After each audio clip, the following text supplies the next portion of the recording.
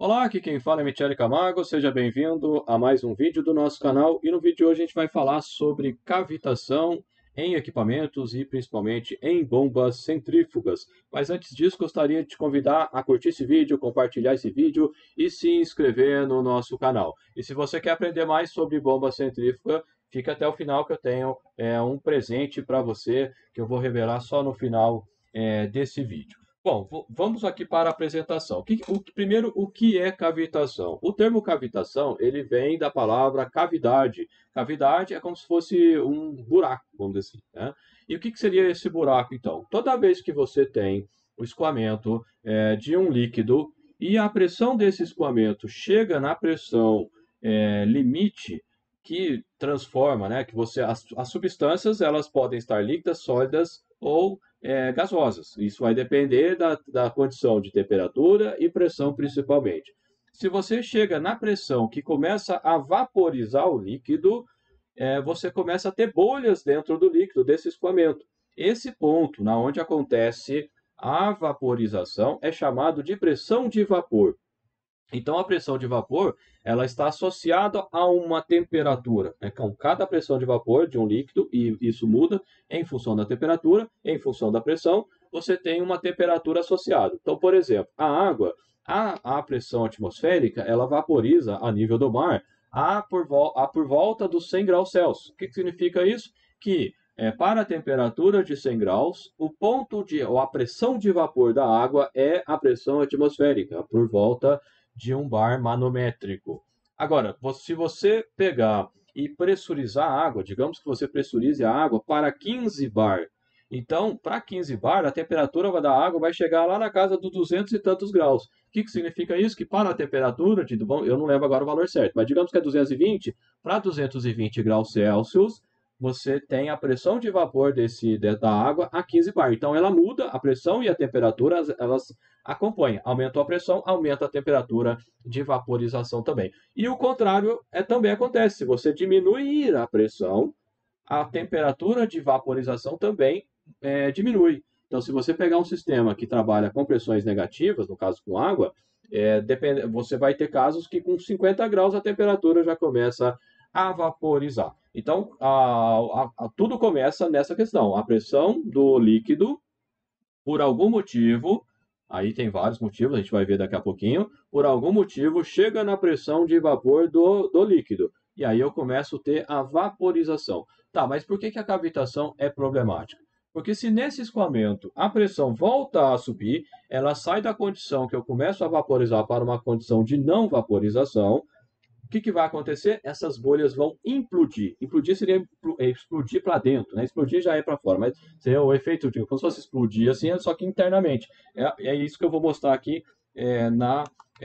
nessa animação. Então aqui eu tenho uma bolha de vapor e ela está implodindo agora. Veja, né, aqui que quando ela implode, ela gera essa onda de choque. E aqui que está o problema. Então vai começar de novo aqui, ó. Então a pressão aqui dá, né, volta a empurrar até que uma hora essa bolha implode e essa implosão aqui gera essa onda de choque. E essa onda de choque, ela é tão intensa e é tão crítica, né? Ela é tão grande, né, esse choque, que é capaz de remover material da superfície dos componentes. Então, se eu estou falando de bomba centrífuga, lá do rotor, da carcaça do rotor, se for bomba de engrenagem, a gente vai mostrar aqui também, vai danificar o dente da engrenagem. Se for válvula, vai danificar as válvulas, a válvula vai deixar de vedar direito, né? Então, isso é um problema bastante sério. E por que essa pressão diminui? Bom, a pressão diminui por pelo menos, eu conheço pelo menos três maneiras de isso acontecer. A primeira delas, que é o que acontece em qualquer instalação de bombeamento, e é muito crítico em bombas centrífugas também, o que acontece? Você tem ao longo do escoamento, a pressão ela vai diminuindo. Então, se a pressão no começo do escoamento é 2 bar, lá no final, por exemplo, vai estar 1 bar, vai estar meio bar, aí vai depender da condição, né? Dependendo do sistema seu de modo geral. Mas a pressão ela tende a diminuir ao longo do escoamento. No caso da sucção da bomba, é o ponto mais crítico. Por quê? Porque ali você tem, muitas vezes, pressão atmosférica, que seria a pressão manométrica zero. Você começa na linha de... Quando você vai seguindo na linha de sucção, você vai ter pressões negativas ali, pressões de vácuo. Então, o que que acontece? Pode chegar nessa condição que eu falei, de uma pressão de vácuo ali suficiente para que em 50 graus, por exemplo, a água já vaporize. Eu estou dando o exemplo da água, mas isso vale para qualquer tipo de líquido, né? Qualquer líquido tem pressão de vapor e você pode, né, atingir essa questão da pressão de vapor por conta disso. Então, na bomba é mais crítico, principalmente na instalação de sucção. Então, tem uns cálculos que a gente faz para evitar, que está relacionado com o NPSH, que vai ser um outro vídeo que a gente vai falar mais para frente. E aí a gente faz essa análise relacionada ao NPSH, mas eu vou deixar isso para outro vídeo. Uma segunda maneira que pode acontecer o fenômeno da cavitação é em função da expansão. Neste caso aqui, o que, que a gente tem, né? Vamos observar aqui esse espaço entre esse dente aqui, que está formando esse vórtice. Esse vórtice aqui é a cavitação, também vapor do líquido que está sendo bombeado aqui, que está vaporizando. Então, o que, que acontece? Chega um determinado momento, que nem agora aqui, que está um espaço pequeno. Com a movimentação da engrenagem, esse volume aqui aumenta. E com o aumento desse volume, a pressão cai, né? Isso é lá lá da lei da termodinâmica, lá a gente consegue mostrar isso. Então a pressão aqui cai. Como a pressão cai, ele chega na pressão de vapor, ele cria essas bolhas que a gente está vendo aqui. Mas quando, né, a pressão volta a subir, aí, quando ela abre totalmente, a pressão aumenta de novo e aí essas bolhas elas vão colapsar, elas vão implodir. E nessas implosões ela vai remover material dos dentes. Então, quando você olha os dentes, a gente observa, né, vários buraquinhos que é provocado pela cavitação do equipamento. Então é muito crítico essa questão aqui, né? Por que que isso é importante? Como a gente já comentou, isso é importante porque a cavitação vai remover material, né? Essa implosão ela é tão crítica que ela vai remover material da superfície e nessa remoção de material você perde rendimento. Olha aqui, né? Nesse rotor, tudo que está pretinho aqui, ó, tudo que você vê meio escurinho, são buracos provocados pela cavitação. E aqui é ainda mais crítico, se você observar aqui, ó, você tem, parece um triângulo aqui, né? Eu falo que esse é o rotor língua de cobra, né? Então, isso que eu estou pintando de vermelhinho aqui, nesse caso aqui, é material que foi removido. Então, o que, que acontece? Para fazer o bombeamento, você precisa ter uma pá empurrando, né? Então, no caso da bomba centrífuga, ele vai empurrando assim, né? Você tem a curvatura, então ele empurra desse jeito assim. Então, o que, que acontece? Se, né, digamos que a minha mão, que o normal ela toda fechada, de repente está assim, esse espaço que deixou de existir aqui de material, você não tem mais empurrando a água. Consequentemente, o rendimento da bomba vai cair com o tempo. Então, esse é o primeiro problema que a gente identifica em função da cavitação, ou seja, a bomba ela perde a sua eficácia em termos de bombeamento. O segundo problema que a gente pode associar a isso é que, voltando aqui para a apresentação, o que, que vai acontecer? Você vai ter aqui, aqui nessa foto aqui dá para ver bem isso, né? Esses buracos aqui, preto aqui é buraco mesmo, e você vai ter rugosidades diferentes. A rugosidade muda, ela fica, a superfície fica mais áspera.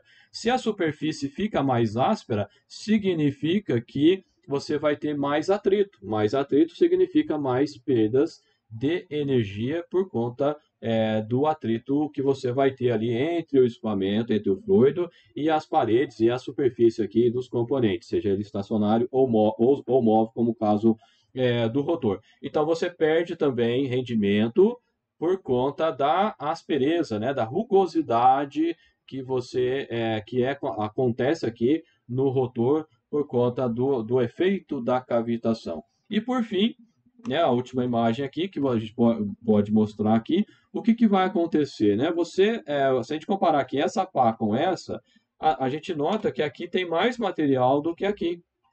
Então, o que, que acontece aqui? A gente tem o efeito do desbalanceamento. Então, à medida que a cavitação vai acontecendo, o rotor vai ficando cada vez mais desbalanceado. E um rotor desbalanceado, ele vai gerar vibração por desbalanceamento. E isso vai fazer a máquina tremer totalmente, né? Totalmente a máquina vai ficar chacoalhando, como se diz, né? Então, além da vibração provocada pelo impacto, né, da onda de choque, da implosão da bolha, você também tem um aumento de vibração do equipamento relacionado com o desbalanceamento. E no próximo vídeo que eu fizer sobre cavitação, eu vou mostrar a cavitação acontecendo para você identificar como identificar a cavitação. Isso vai ser o próximo vídeo que a gente vai fazer sobre esse tema aqui. E como eu comentei, né, se você quer saber sobre bomba centrífuga, quer aprender sobre bombas centrífugas, nós temos um curso bomba centrífuga chamado, né, Bomba Centrífuga, Concepção, Manutenção, Operação, aonde nós abordamos nesse curso toda a parte conceitual das bombas, os tipos de bombas centrífugas, os tipos de rotores, a forma construtiva, a parte de manutenção, como fazer a montagem de selo mecânico, teste de selo mecânico, a parte de operação, como partir o equipamento, como desligar o equipamento, verificações que você pode fazer no equipamento em função do seu funcionamento e por aí vai, né? Uma série de coisas relacionadas à bomba centrífuga. E para você que ficou comigo até o final, você consegue comprar esse curso com o cupom YouTube, aonde eu deixei na descrição do vídeo, eu deixei o link para o curso. Ao clicar nesse link, você vai ser direcionado lá para a nossa página do curso, e aonde você pode conferir todo o escopo, tudo que a gente vai abordar nesse curso lá. Você consegue confirmar. Se for tudo que, né, se for o que você gostaria de aprender, você clica no botão se inscrever. E ao clicar no botão se inscrever, você vai, antes de fechar, antes de concluir, você tem que digitar lá na parte tem o cupom, você digita o YouTube e você vai ter 15% de desconto. E assim você vai ter acesso ao nosso curso, são mais de 15 horas de curso, você tem acesso a todo o nosso compilado de vídeos, mais facilmente lá, tudo que está no YouTube está lá também para você acessar de mais fácil sobre esse assunto. Você vai ter acesso por 5 anos e qualquer dúvida você pode mandar para a gente via WhatsApp, você consegue até ver o WhatsApp aqui, né? Mandar para a gente faz ou tira dúvidas via WhatsApp também, caso você tenha necessidade. Então, se você quer aprender, né, não perca a oportunidade de fazer esse curso Bomba Centrífuga, Concepção, Manutenção e Operação. Beleza, pessoal? Um abraço e a gente se vê no próximo vídeo.